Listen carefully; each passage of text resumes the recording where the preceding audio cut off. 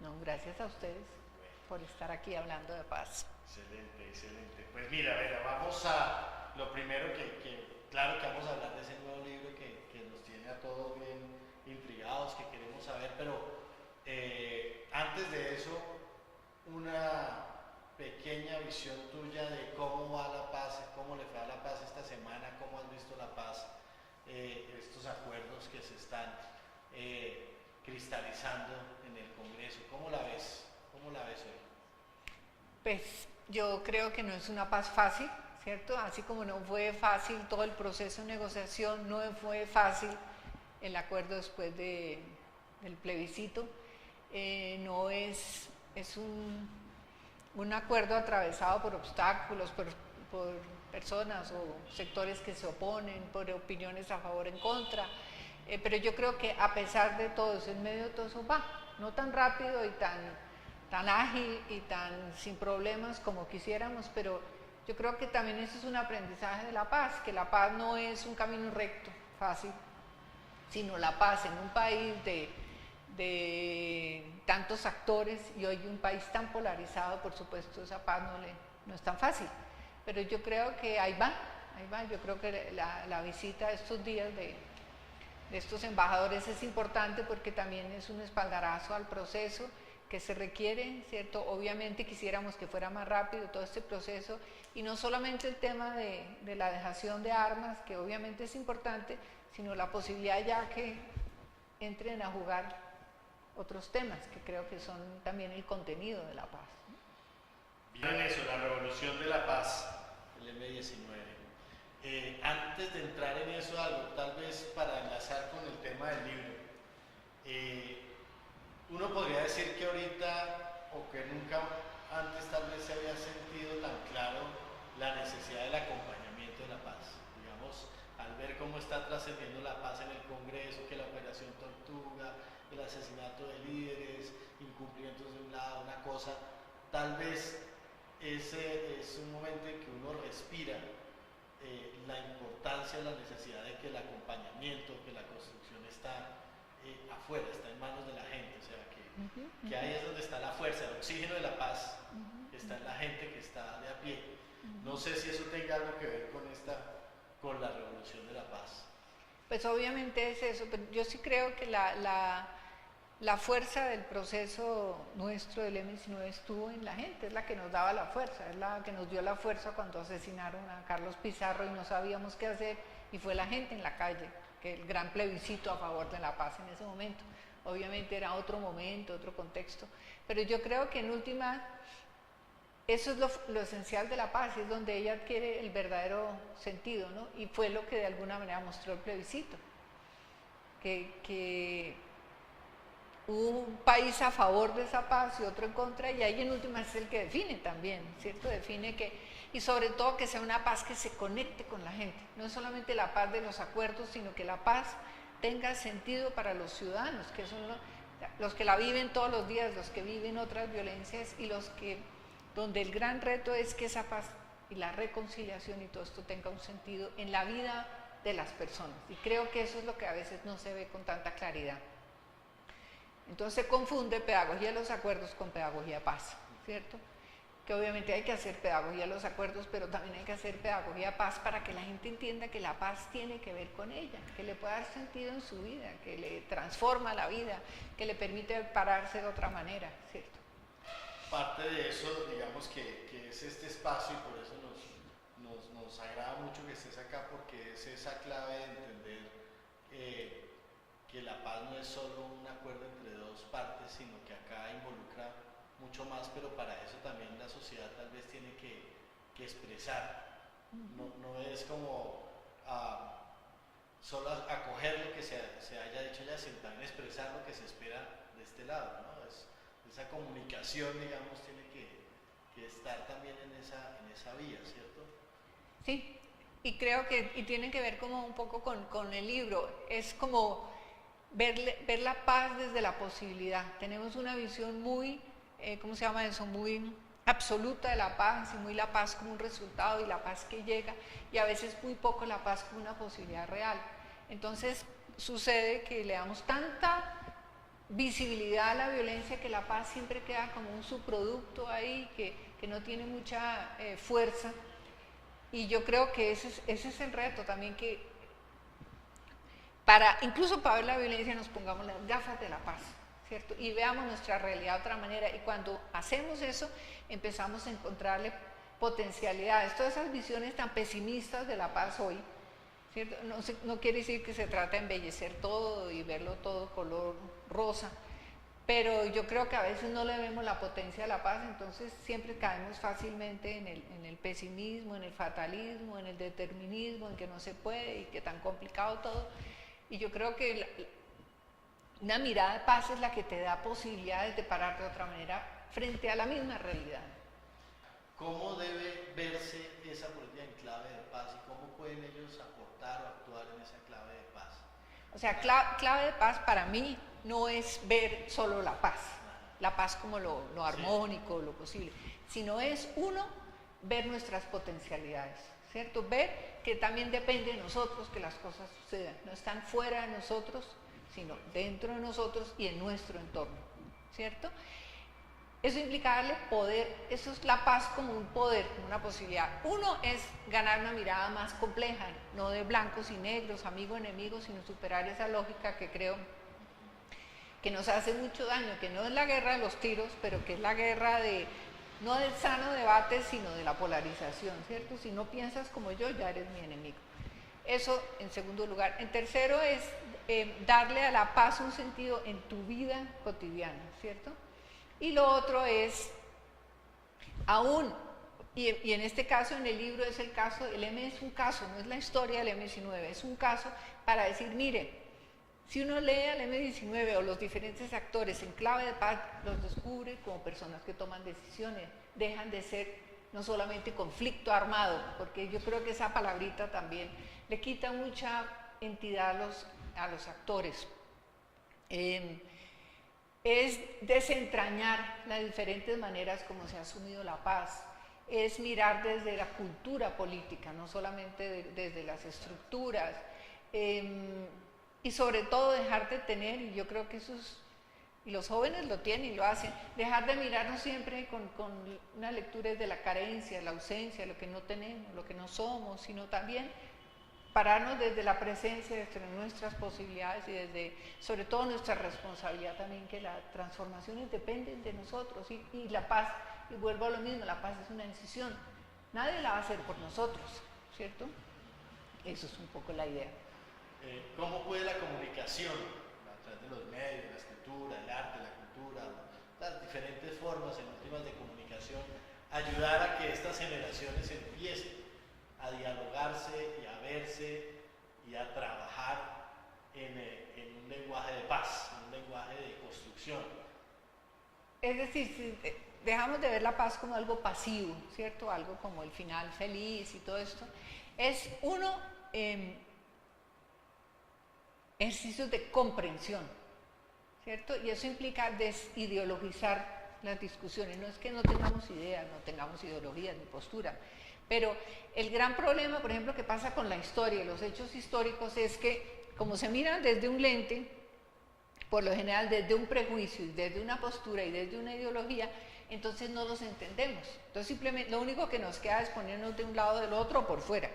Entonces, y parte de esa es la tarea de la historia y también de los medios, es de ayudar a comprender.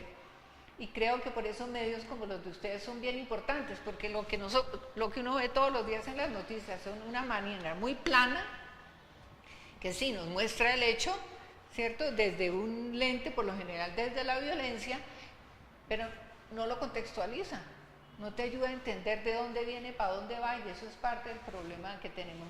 Dos, yo creo que los medios tienen que ayudar a que nos bajemos de los miedos al otro, a que el otro que piensa distinto, los miedos al conflicto, y a bajarnos de los estigmas y los prejuicios. Yo creo que nos hace mucho daño, todo es rotularlo, ¿no? O te pones en este cajón o te pones en el otro, eres de izquierda o de derecha, eres lo uno, eres lo otro. Y yo creo que eso no nos ayuda porque en última se trata como de reencontrarnos desde nuestra condición humana, que es algo muy sencillo, pero que es algo muy importante. No sé si ahí caemos en algo del pesimismo, pero digamos, falta como pensar todos que hay que cambiar porque pues hay que hacer las cosas de otra forma porque lo que hemos hecho hasta ahora nos ha tenido en conflicto, no sé. Pero yo Si creo que ahí no caemos podemos... en el pesimismo o cómo sería la lectura ahí, cómo deberíamos ver ese pasado y ese futuro en esta clave. Yo creo que no podemos generalizar. Yo creo que cuando uno mira la historia descubre que la paz ha estado siempre, de una manera. Lo que pasa es que como tenemos una idea tan absoluta de la paz, hasta que no se acabe toda la guerra, no existe paz. Pero la historia de Colombia también tiene muchas, así como ha tenido guerras, ha tenido acuerdos y ha tenido muchas expresiones sociales de paz, ¿cierto? Yo creo que se trata de desentrañar eso, no para decir que lo otro no existe, pero para darle visibilidad a la paz y para mostrar que la violencia no es tan total. Y siento que las ciencias sociales tan paradas en la violencia también han ayudado a que nos intoxiquemos de violencia. Entonces no vemos lo otro no lo vemos, porque no hace tanta bulla, porque obviamente hace más bulla la violencia y la paz a veces uno no sabe muy bien qué es. Pero yo siento que este es un país vivo, que es vital, que obviamente a nivel de las estructuras macro de todas las problemáticas, pero este es un país que también tiene inmensa vitalidad y tiene una capacidad de resiliencia, una capacidad de resistencia y ahí hay muchas rutas, ¿cierto? No dominantes ni hegemónicas, porque eso es lo que a veces es el tema, ¿no? ¿Qué es lo que impera, ¿cierto? Tal vez ahí es donde tú hablas de las paradojas, de pronto, ¿cuáles son esas paradojas de las que de alguna forma aparecen en el M o aparecen en esa vida o en esa estructura que después hace el paso a la paz? O sea, ¿cuáles son tal vez ahí momentos? Sí, por ejemplo, el M es una organización que pasa de plantear su socialismo a la democracia. Y cuando toca la democracia y plantea la paz. Y de alguna manera cuando toca eso, toca esos dos pilares, esos dos, lo hace desde las armas. Pero como profundiza sobre eso, eso mismo le va poniendo límites a la guerra. Es decir, si tú hablas de la democracia, también te plantea tarde o temprano, bueno, pero ¿cómo es el ejercicio de la democracia? Porque la democracia no solamente es un discurso para afuera, sino también es un ejercicio. Y en la historia del EM hay momentos donde eso cobró relevancia. Por ejemplo, en la masacre de Tacuello del Ricardo Franco, le planteó al EM ese debate, y Fayate y Pizarro lo decían. Es decir, si esta va a ser la revolución que vamos a hacer, y esa es la democracia la que vamos a hacer, pues eso no vale la pena. O sea, de alguna manera cuando tú, es como si tocas algo, no sé, lámpara de Aladín, no sé, tocas algo y le das vida, eso también te va generando tensiones y eso creo que es lo que finalmente lleva también a que el M, sí, desde las armas plantea la democracia, plantea la paz, pero también se da cuenta que eso tiene un límite. Hay un momento que tiene que dar el paso y atreverse a dejar las armas, ¿cierto? Y asumir la paz y asumir la democracia como un camino. Te lleva a vincularte y luego estando adentro, ¿qué te marca? Como cosas tipo Tacuello que dicen, uy, un momento, acá hay que reflexionar un poco porque esto no fue. Pues yo hago parte de una generación donde la lucha armada no era algo ajeno ni era algo mal visto, ¿cierto? Sino era una forma de rebeldía, que creo que es lo que a veces también se olvida de esas miradas tan estigmatizadas y tan de moralistas, de una visión tan moralista. Y entonces hago parte de una generación para la cual, no digo para todos, ¿cierto? Pero para algunos la búsqueda de generar transformaciones aparece la guerrilla, aparece la lucha armada, pero no cualquiera, porque el M-19 marca mucha diferencia, es decir, es un cuestionamiento a la manera como se estaba haciendo la lucha guerrillera. Y ahí encuentro un espacio, y ahí digo, es que uno no toma una decisión de la noche a la mañana, uno no se hace guerrillero, hoy amanecí decidida, ¿no? O sea, en mi caso por lo menos fue un proceso de dudas, de miedos, de echar para atrás, de echar para adelante, de irme comprometiendo en una época donde eso era una opción viable y era una opción real y era una manera que veíamos que se podían cambiar las cosas, ¿no? Entonces, yo siempre digo cuando viene eso de, pero es como usted tomó la decisión, no, uno está en una búsqueda y se va encontrando con personas, con posibilidades y en un momento, claro, se vuelven decisiones, pero cuando uno ya está adentro, ¿no? Ya está adentro, ¿cierto? Sí. Y ya para el tema, la decisión de paz del M no fue una decisión individual, es un acuerdo de paz también, donde nos estábamos dando cuenta, y ahí el visionario fue Pizarro, que la guerra estaba tocando sus límites como opción. Nos hubiéramos podido quedar toda la vida ahí, pero como opción de transformación, porque estaba afectando a la población civil, porque empezaba a ser contraproducente, ¿cierto? Y obviamente el costo era demasiado elevado y pasa lo mismo. Si te planteas, bueno, que respetas a la población, tienes que actuar en consecuencia, ¿no? Y creo que fue una decisión en el momento justo, pero también coincide con vivencias.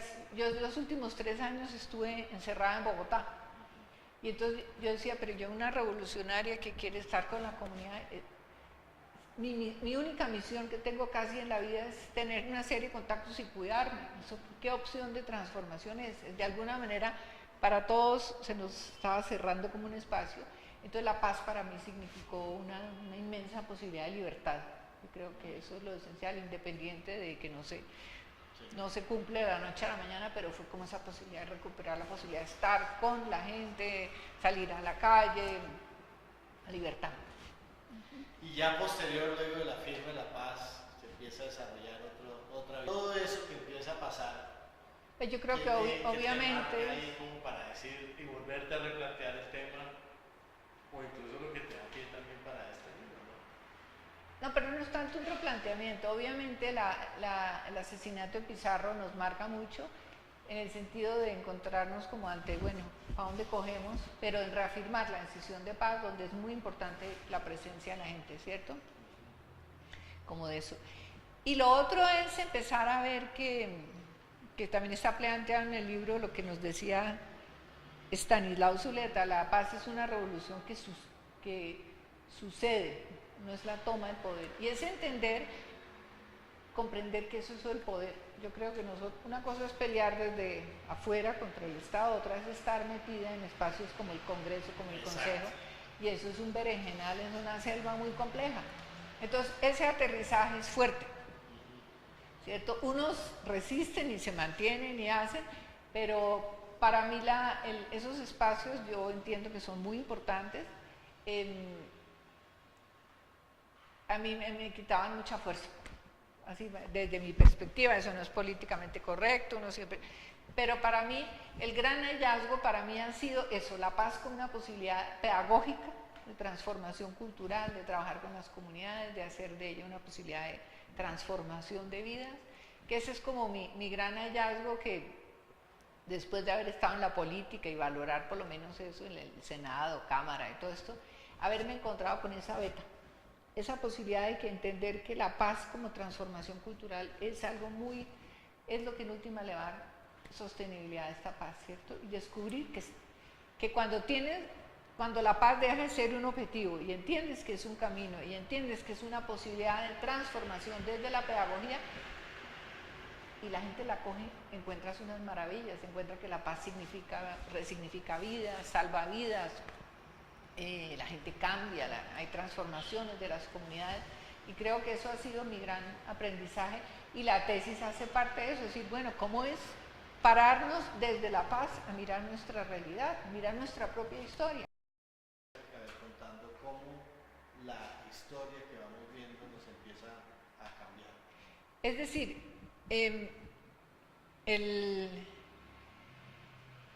la historia en que nos formamos, ¿cierto? La historia que nos formamos en los años 60 y 70 es la historia de las revoluciones armadas. Es decir, el poder nace el fusil, la violencia es la partera de la historia, y en eso nos formamos. Y entonces uno se pregunta, bueno, ¿eso es un discurso?